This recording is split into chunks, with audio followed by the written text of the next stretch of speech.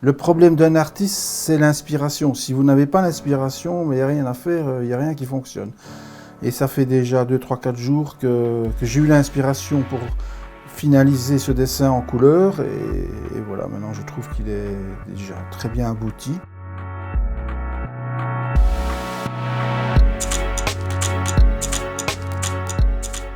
En somme, je travaille avec des crayons aquarelles. Alors les crayons aquarelles, l'avantage par rapport à l'aquarelle, c'est que on sait aller plus dans la précision du trait.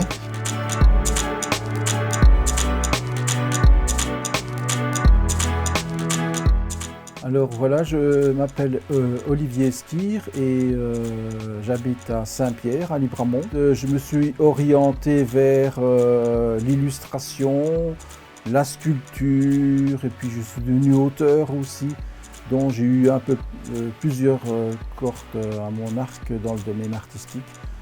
Et je suis maintenant, ces derniers temps, je suis revenu à mes premiers amours qui étaient la peinture à l'huile, où je suis un caméléon parce que j'aime bien exploiter et explorer plusieurs techniques, surtout dans le domaine de l'art. Je ne suis pas vraiment l'ami des galeries parce que les galeries n'aiment pas trop les artistes instables qui touchent un peu à tout, qui mélangent ou qui ont des périodes. J'ai trouvé mon fil conducteur en travaillant beaucoup le rond, le volume, les formes, les courbes, très simples, mais j'aime bien aussi laisser mon imagination déborder et de créer quelque chose de nouveau qu'on ne voit pas naturellement. Mais maintenant, je me suis assez assagi, je suis revenu un peu à mes débuts, comme le surréalisme.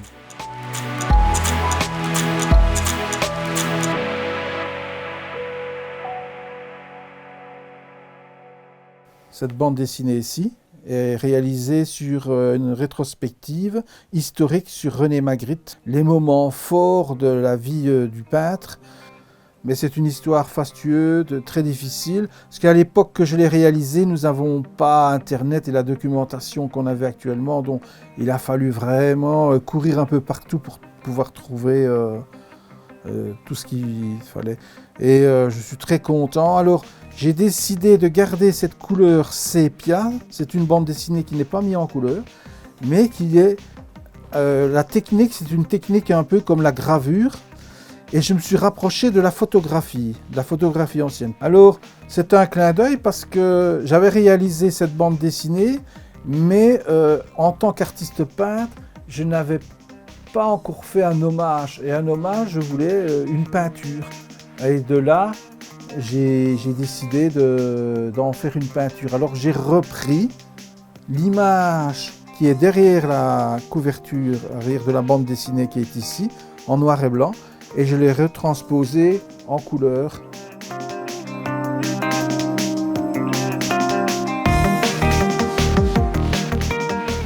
J'ai eu un métier pendant une trentaine d'années sur le côté, bien sûr, je n'ai pas pu en vivre. J'ai vécu de ma peinture que quand je vivais seul. Parce que à ce moment-là, bon, je mangeais une fois ou deux fois par semaine, je buvais plus que manger, donc j'étais vraiment l'artiste dans l'âme, le bohémien. Donc quand on est seul, on s'en fout, hein, qu'on mange ou qu'on mange pas. Mais une fois qu'on se met en ménage, qu'on vit à deux, qu'on veut fonder une famille, qu'on veut bâtir quelque chose, à ce moment-là, bon ben on devient, je ne veux pas qu'on devient matérialiste, mais il faut avoir un peu les pieds sur terre, malheureusement, et il faut faire un choix. Et j'ai fait un choix. Est-ce que je le regrette? Bah, des fois oui, des fois non, mais maintenant, bah non, bien sûr. Parce que bon, je peux continuer à peindre, donc voilà, je suis très content comme ça. J'ai réalisé des tableaux où je sais que c'est des chefs-d'œuvre, que je ne pourrai jamais les refaire, mais tout artiste qu'on est, peu importe que ce soit sculpteur, peintre, illustrateur, ou même écrivain, on se remet chaque fois en question, on n'est jamais content de son œuvre. Mais il n'y a rien à faire, il y a toujours quelque chose qui nous pousse à aller beaucoup plus loin. Donc c'est ce qui nous fait avancer et c'est ça qu'on progresse de plus en plus dans le travail.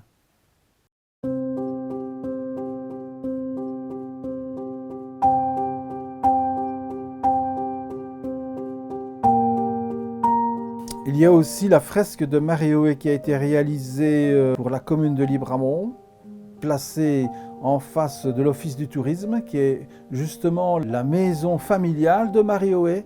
C'est la rencontre entre l'échevin de la culture de Libramont, Jonathan Martin, qui m'a aiguillé et j'ai participé à cet appel à projet et il a été retenu. Je suis très fier qu'il ait été retenu parce que ça a été un travail très laborieux, beaucoup plus difficile que je le pensais. La difficulté de ce projet a été surtout la mise en couleur. Il a fallu transposer la couleur avec le noir et blanc. Ça a été une difficulté. Et la deuxième difficulté, ça a été de trouver les meilleurs moments de la vie de l'artiste, les moments les plus importants qui étaient bien sûr ses voyages. Parce que Marihoé, pour l'époque, était une artiste qui voyageait beaucoup. C'est assez rare pour l'époque.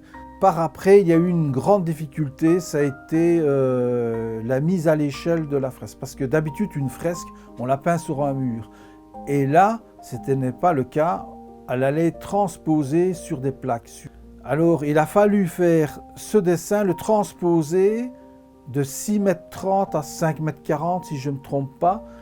À un moment, j'ai vraiment cru qu'on n'y arriverait pas, tellement je devais modifier, traîner. J'étais jamais content, je cherchais, j'ai passé des nuits. Ça a été un vrai challenge, oui, un vrai challenge. Mais tout compte fait, ça s'est très bien passé, on a eu de la chance, c'était une première pour moi. Et je suis très content, voilà. Et c'était bien sûr, je remercierai jamais fort toutes les personnes de loin ou de près qui ont contribué à la réalisation de cette fresque. Parce que grâce à eux, au moins elle est là et ça c'est super, quoi. Et puis je suis très fier et très content parce que tout compte fait, je dirais en tant qu'artiste, en connaissant l'œuvre que j'ai réalisée et l'œuvre qui est en place maintenant, la fresque, on est à 97% du dessin original.